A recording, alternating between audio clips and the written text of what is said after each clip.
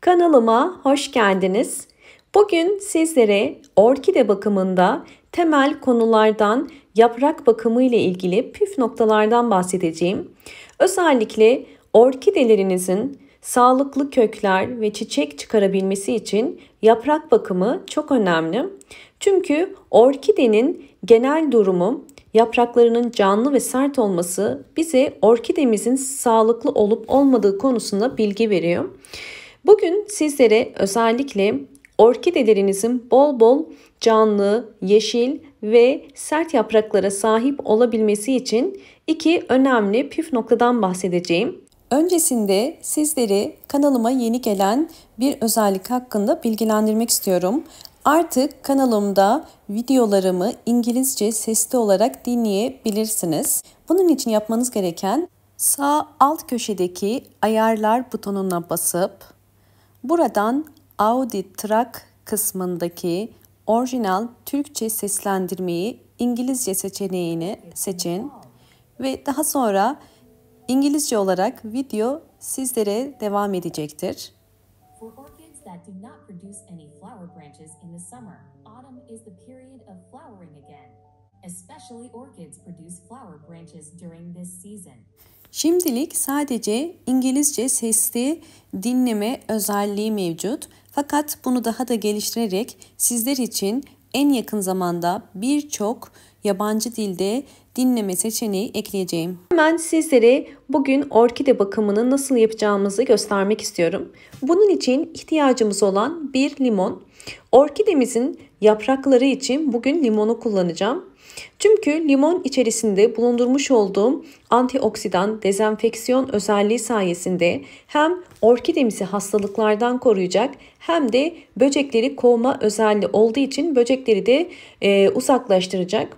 Tabii aynı zamanda limon içerisinde potasyum ve bolca vitamin de olduğu için yaprakların daha canlı ve aynı zamanda yeşil ve yeni yapraklar çıkarmasına da yardımcı olacak. Limon içerisinde asit çok fazla olduğu için kesinlikle direkt köklere ve yapraklara sıkıp temizlemeyin. Yapmanız gereken bunu belirli bir su ölçüsüyle karıştırmak. Ben yaklaşık olarak 200 milim kadar suyu bir kasenin içerisine koyuyorum ve üzerine 10 damla limon suyu damlatacağım.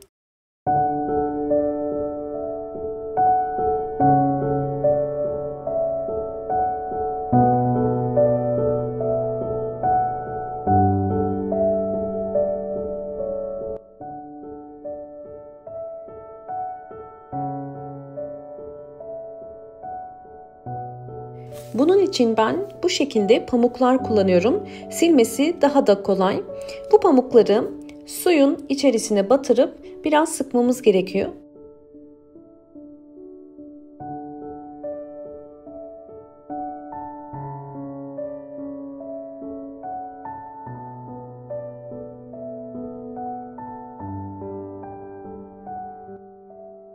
Orkide yapraklarını mutlaka sık aralıklarla kontrol edin. Çünkü orkidenin birçok hastalıklarını yapraklarına bakarak anlayabiliriz. Bazen birdenbire orkidemizin tomurcuklarının sararmaya başladığını ya da çiçek döktüğünü görebiliyoruz. Bunların en çok sebeplerinden bir tanesi orkidede meydana gelen hastalıklar oluyor.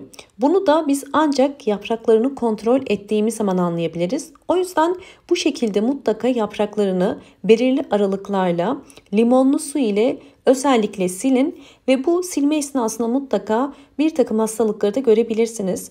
Orkidenin yapraklarında en sık görülen hastalıklar trips böceği ve genel olarak unlu bit böceği oluyor ya da bazen kırmızı böcekler de olabiliyor, kırmızı örümcekler. Bunun için mutlaka yaprakların altını kontrol edin. Yaprakların altlarını da silmeyi unutmayın. Yaprakların altlarını sildiğiniz zaman eğer bu şekilde yapışkan damlalar varsa bu orkidenizde bir trips hastalığının olacağını gösteriyor. Ya da eğer beyaz bu şekilde böcekler varsa bu da unlu bit olabileceğini gösteriyor. Ve böyle durumlarda genel olarak orkideler çiçekli ise hemen çiçeklerini dökerler ya da tomurcukları sararmaya başlar ya da orkideniz bir türlü çiçek dalı çıkarmaz. Bunun temel sebeplerinden bir tanesi de orkide yapraklarında bulunan hastalıklardır. Bu yüzden ne kadar erken fark ederseniz orkidenizin gelişimi de o kadar iyi olur. Haftada bir gün orkide yapraklarını limonlu su ile silerek orkidenizin yaprak bakımını yapabilirsiniz. Orkidelerinize bu anlattığım bakımları yaptıktan sonra mutlaka pencere kenarına yakın bir yere koyarak bol ışık almasını sağlayın. Sizlerle orkidelerimin gelişimlerini de paylaşmak istiyorum.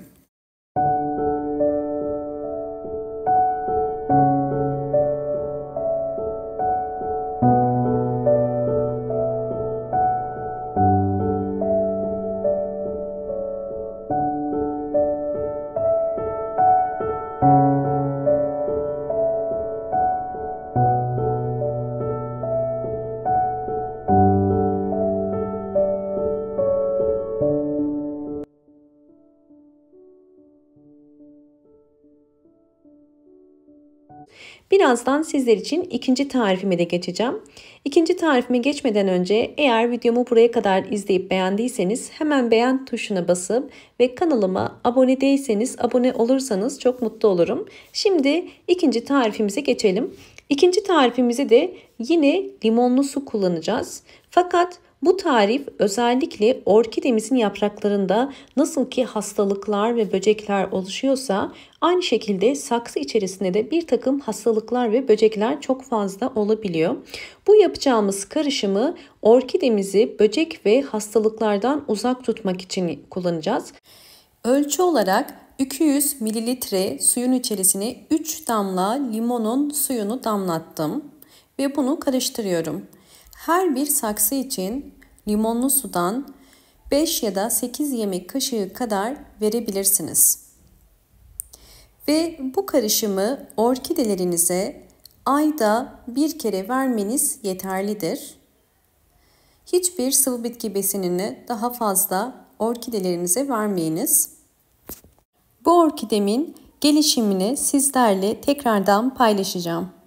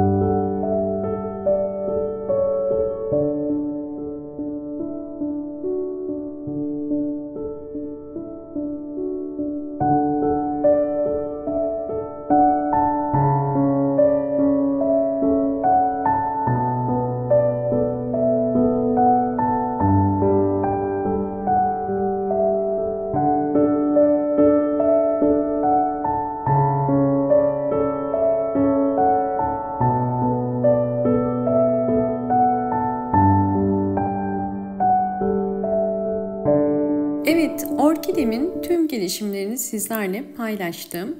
Eğer bu anlattığım püf noktalara dikkat ederseniz orkideleriniz sonbaharda yeniden canlanıp kış ayına daha canlı ve daha çiçekli geleceklerdir. Videomu buraya kadar izlediğiniz için teşekkür ederim. Hoşça kalın, sağlıkla kalın.